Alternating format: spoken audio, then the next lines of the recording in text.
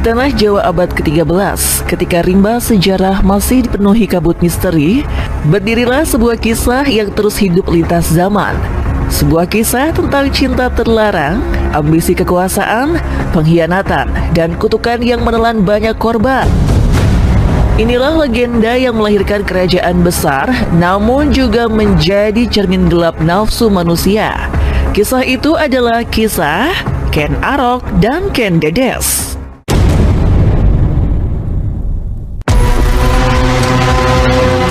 Ken Arok bukanlah putra bangsawan. Ia lahir tanpa kejelasan ayah, tumbuh di jalanan, hidup dari mencuri dan merampok kecil-kecilan hingga menjelma menjadi pembegal yang ditakuti. Hidup keras menjadikannya berani, cerdik, namun juga tak mengenal rasa takut. Namun, di balik segala kebiadaban itu, Ken Arok menyimpan sesuatu yang berbeda, ambisi besar. Ia yakin dirinya tidak diciptakan hanya untuk jadi orang kecil. Ia dipercaya takdir telah menyiapkan jalan menuju tahta. Keyakinan inilah yang membuatnya berani menantang batas, bahkan menantang takdir hidupnya yang hina. Di sisi lain, hiduplah seorang perempuan anggun bernama Ken Dedes. Ia adalah putri seorang pendeta, kemudian diperistri oleh Tunggul Ametung, penguasa Tumapel. Ken Dedes digambarkan bukan hanya cantik. Dalam naskah kuno disebutkan bahwa tubuhnya memancarkan aura cahaya. Bahkan ada keyakinan siapapun lelaki yang berhasil menikahi Ken Dedes akan menjadi raja besar dan menurunkan keturunan penguasa. Pesona itu membuat Ken Arok terpesona. Bagi Ken Arok, Ken Dedes bukan hanya perempuan cantik. Ia adalah simbol kekuasaan, jalan menuju singgasana, dan takdir besar yang selama ini ia yakini.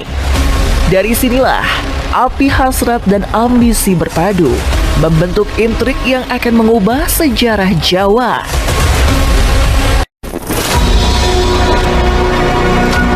Untuk menuntaskan rencananya, Ken Arok mendatangi seorang empu sakti, Empu Gandring, memintanya menempa keris pusaka. Keris itu diyakini sebagai kunci menuju kekuasaan. Namun, kesabaran bukanlah sifat Ken Arok. Keris itu belum selesai ditempa, namun Ken Arok sudah menagihnya.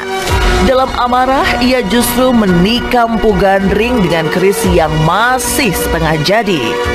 Dengan nafas terakhir, Empu Gandring mengucapkan kutukan. Keris itu akan menelan 7 nyawa besar. Kutukan yang kelak akan terbukti menumpahkan darah para raja. Malam kelam menjadi saksi. Dengan keris pusaka Empu Gandring di tangannya, Ken Arok menikam Tunggul Ametung hingga tewas. Darah penguasa Tumapel tumpah dan jalan menuju Ken Dedes terbuka lebar. Ken Arok kemudian menikahi Ken Dedes. Dari pernikahan inilah lahir sebuah dinasti baru, dinasti Rajasa, yang kelak melahirkan kerajaan besar Singosari, bahkan Majapahit. Seakan ramalan Ken Dedes benar adanya, perempuan itu adalah ibu dari raja-raja Jawa. Namun sejarah mencatat, darah yang tumpah tak pernah hilang jejaknya. Dendam selalu menunggu waktu. Setelah berhasil menyingkirkan Tunggul Ametung, Ken Arok tidak hanya meraih hati Ken Dedes, tetapi juga menguasai Tumapel. Dari titik inilah ia mulai merajut dinasti yang kelak tercatat dalam sejarah Jawa, Singosari. Namun kekuasaan bukanlah akhir dari ambisi, melainkan awal dari rangkaian intrik baru. Ken Dedes yang diyakini membawa cahaya tahta, melahirkan penerus, dan garis keturunan ini menumbuhkan persaingan sengit yang perlahan membara di dalam istana. Di sisi lain, Ken Arok tak bisa melupakan bayangan masa lalunya. Keberhasilannya berdiri di puncak berutang pada intrik, pengkhianatan, dan darah yang tumpah. Musuh-musuh lama tidak lenyap begitu saja, melainkan bersembunyi dalam kegelapan, menunggu momen untuk membalas dendam. Sejarah mencatat, Tahta Singosari justru berubah menjadi panggung drama, di mana pengkhianatan datang bukan dari luar, melainkan dari orang-orang terdekatnya sendiri.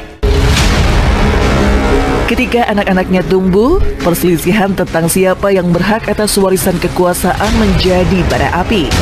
Perebutan tahta semakin rumit, karena darah Ken Dedes membawa legitimasi kuat, sementara ambisi para keturunan Ken Arok tak pernah mengenal kata cukup.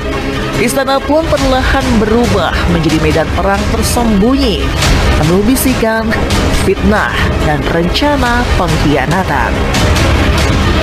Akhirnya, roda sejarah berputar. Sebagaimana Ken Arok naik dengan pengkhianatan, demikian pula ia turun dengan cara yang sama. Tikaman dari kerabatnya sendiri menutup kisah hidupnya, meninggalkan warisan dinasti yang berdiri di atas darah dan air mata. Dinasti Ken Arok memang melahirkan kejayaan, namun juga mewariskan jejak kegelapan. Sebuah pengingat bahwa kekuasaan yang diraih dengan pengkhianatan hampir selalu berakhir dengan pengkhianatan pula. Kisah Ken Arok dan Ken Dedes bukan sekedar kisah cinta. Ia adalah cermin gelap tentang ambisi manusia. Cinta dijadikan alat untuk meraih kuasa, kuasa dijadikan alasan untuk menghalalkan darah. Ken Dedes menjadi simbol kesuburan dan kemakmuran, sementara Ken Arok menjadi lambang ambisi tanpa batas. Dari keduanya lahir kerajaan besar, namun dari keduanya pula lahir kutukan panjang yang menumpahkan darah generasi demi generasi. Apakah semua kisah ini nyata, ataukah sebagian hanyalah mitos yang dilekatkan pada sejarah? Sejarawan menyebut Ken Arok memang tokoh nyata, pendiri Singosari. Namun kisah keris terkutuk, cahaya tubuh Ken Dedes, hingga ramalan tahta mungkin hanyalah simbol, metafora, dan pesan moral masyarakat Jawa. Dari kecamuk inrik, hasrat cinta dan ambisi Ken Arok bisa melahirkan kejayaan, tetapi juga bisa menjerumuskan pada kehancuran. Kekuasaan yang dibangun di atas pengkhianatan tidak akan pernah abadi. Legenda Ken Arok dan Ken Dedes adalah cermin bahwa sejarah Jawa bukan hanya ditulis dengan tinta, tetapi juga dengan darah, air mata, dan nafsu manusia yang tak pernah puas. Malam semakin larut, nama Ken Arok dan Ken Dedes tetap hidup dalam legenda Jawa. Sebuah kisah yang selalu meninggalkan pertanyaan menggantung.